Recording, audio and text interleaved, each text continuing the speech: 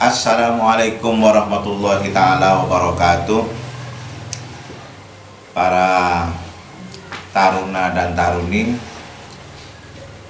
Sidoarjo yang berbahagia. Bismillahirrahmanirrahim. Alhamdulillahirabbil alamin. Wassalatu wassalamu ala asrafil anbiya'i wal mursalin Sayyidina wa maulana Muhammadin wa ala alihi wa sahbihi ajma'in, amma ba'du. Adik-adikku, kali ini ada pertemuan terakhir. Judulnya itu Kerukunan Umat Beragama. Mestinya sebelum UAS itu, sebelum UTS itu sudah tersampaikan, ini terlewatkan. Kerukunan umat beragama itu sebetulnya ketika di dalam negara itu, negaranya itu seperti Al-Quran. Jadi agamanya reno-reno. Nah, karena agamanya reno-reno itu, maka bagaimana caranya mengatur umat beragama itu?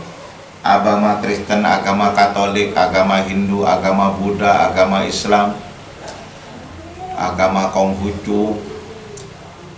Bagaimana mereka itu rukun? Maka perintah Tuhan itu, namanya umat beragama itu umat menurut Islam. Nah, umat itu supaya dapat diminimalisir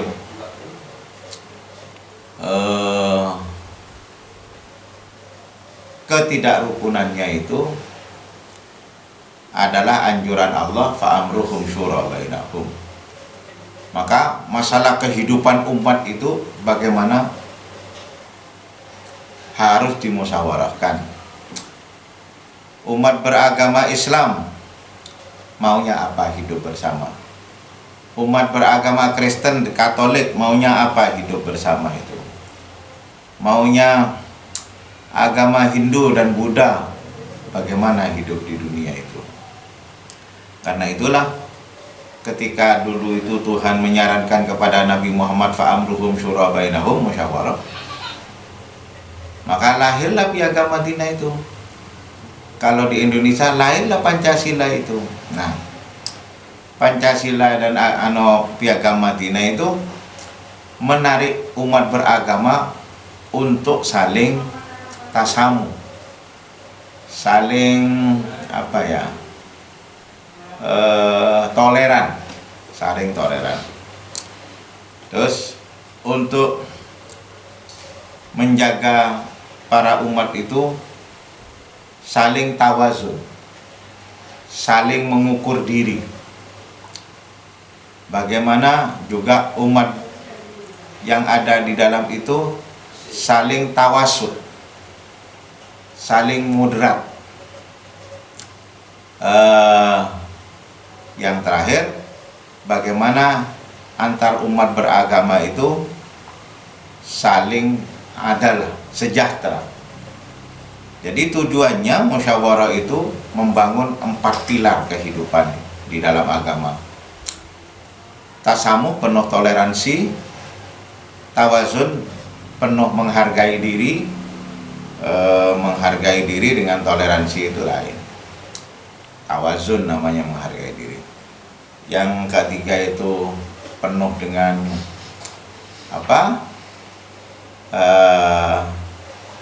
kehidupan bersama-sama, saling bertanggung jawab kepada masalah yang sama. Yang terakhir saling sejahtera. Nah, 4 pilar ini dibangun oleh Islam di dalam musyawarah itu. Nah, di Indonesia juga begitu. Adalah itu adalah kesejahteraan rakyat. Bukan adil-adil dalam hal seperti apa yang dilakukan oleh para hakim, bukan. Jadi adalah itu adalah kesejahteraan rakyat. Dan Islam tidak segan-segan mengatakan lakum dinukum waliyadin. Jadi agamamu agamamu, agamaku agamaku. Jadi mereka itu hanya punya fastabiqul khairat di dalam Islam itu kepada seluruh agama untuk membangun negara bersama-sama, untuk membangun kehidupan bersama-sama.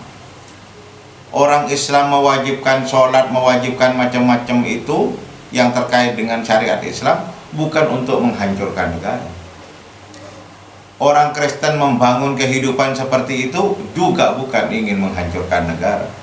Seluruhnya berlomba-lomba ingin membangun peradaban bangsa negara ini dengan hebat. Nah, karena itulah kerukunan umat beragama itu keniscayaan di dalam beragama.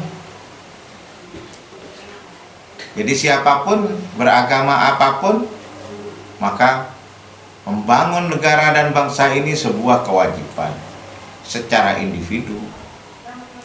Jadi bukan kewajiban secara bersama-sama, secara individu, karena agamanya memerintah kepada umatnya itu sama-sama baik menurut agamanya, sama-sama baik menurut Islam, sama-sama baik menurut Kristen, sama-sama menuju keridhaan Tuhannya, menuju keridhaan Allah Subhanahu wa Ta'ala. Nah, tetapi baik Kristen maupun Buddha maupun Hindu maupun Konghucu maupun Islam itu ada pelanggaran-pelanggaran. Nah, pelanggaran itu siapa yang mau memusuhi pelanggaran itu? Kita bersama. Seperti di Indonesia ini, siapa musuh negara ini? Musuh negara ini adalah yang melanggar Pancasila, melanggar undang-undang. Tidak melihat ras siapapun. Mungkin orang Islam, mungkin tokohnya orang Islam, mungkin orang Yahudi, mungkin tokohnya orang Yahudi, mungkin orang Nasrani, Katolik, mungkin tokohnya orang Nasrani dan Katolik, begitu pula tokohnya Hindu, Buddha, dan Konghucu. Adik-adikku yang sangat berbahagia, maka kita hidup rukun itu sebuah keniscayaan di dalam kehidupan. Tanpa itu Indonesia tidak akan bisa hebat, bangsa-bangsa lain tidak bisa. Tapi kalau menurut agama, apa itu menurut agama Islam?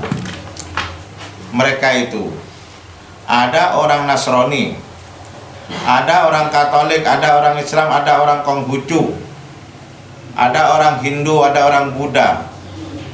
Kata Al-Quran, kata Tuhan, kul kullu ya'malu ala syakilatihi. Katakan Muhammad bekerjalah sesuai dengan profesinya. Loh, orang Islam kok dia adalah presiden, bekerjalah sesuai dengan tupoksinya presiden.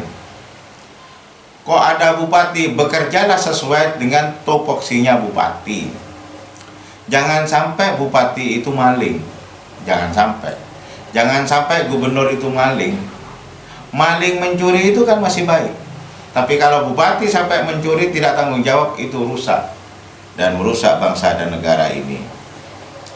Adik-adik yang sangat saya hormati dan yang terhormat, jadi kerukunan umat beragama syariatnya kepada individu-individu hidup bersamanya sesuai dengan aturan dan peraturan yang sudah kita sepakati di dalam Pancasila kalau di Indonesia.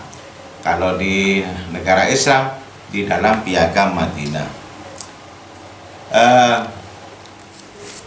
Itulah sebetulnya yang mengakibatkan kita rukun, dan kita tidak boleh ngurusi orang lain, itu tidak boleh.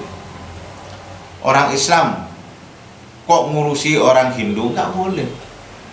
Orang Hindu kok ngurusi orang Konghucu? Nggak boleh. Orang Katolik kok ngurusi orang Kristen? Nggak boleh. Mereka urusannya sendiri-sendiri. Menjadi rusak ketika mereka ngurusi dapurnya orang lain. Islam kok ngurusi orang Katolik, orang Kristen. Nah, ini rusak. Islam itu ngurusi orang Islam, Katolik ngurusi orang Katolik. Itulah sebetulnya topoksi kita di dalam hidup dan kehidupan ini. Akhirnya tidak akan timbul iri, dengki, dan hasut itu. Nah, tapi kalau di dalam Islam, orang itu disuruh berdoa itu supaya tidak iri dan dengki hasud. Apa itu?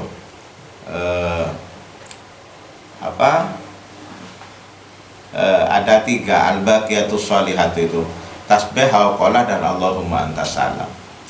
Di orang Islam itu supaya tidak riya, makanya orang Islam kebanyakan tidak riya, tidak pamer-pamer. Sebabnya oleh Al-Quran selalu disuruh wirid tasbih, subhanallah, subhanallah. Jadi riyanya itu hilang.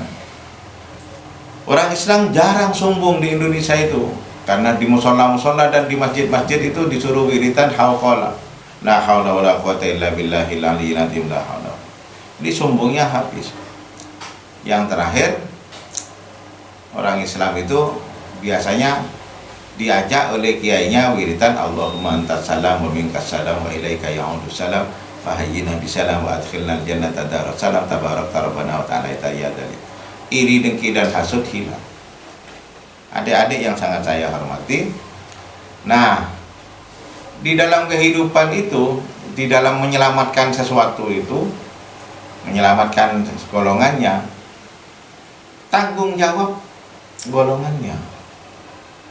Maka kalau ada sekelompok manusia melakukan kemungkaran, nah itu musuh kita bersama. Kok banyak orang Islamnya di sana? Ada Islam yang harus di depan menyelamatkan golongan Islam itu. Tapi bersama-sama kelompok yang sudah sepakat hidup bersama. Nah, di Indonesia itu yang sepakat hidup bersama itu ada 6 agama: Islam, Katolik, Kristen, Hindu, Buddha, Konghucu.